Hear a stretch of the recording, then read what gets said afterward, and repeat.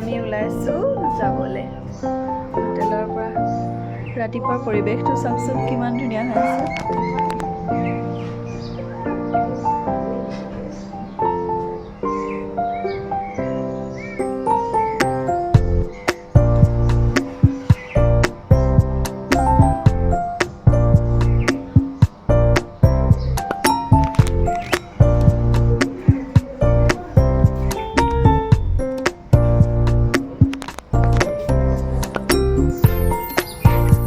Hello' everyone, এয়া আমি ওলাই আহিলোঁ হোটেলৰ পৰা ষ্টেচনলৈ।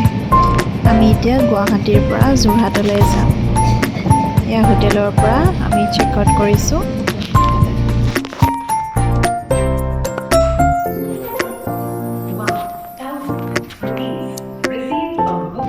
আৰু এয়া আমি আহি পালোঁ জনশতাব্দীত উঠিলোঁ। এতিয়া উঠি পেলাই আমি এতিয়া আহি আছোঁ আৰু আমি 2 মান বজাত যোৰহাট পাই যাম।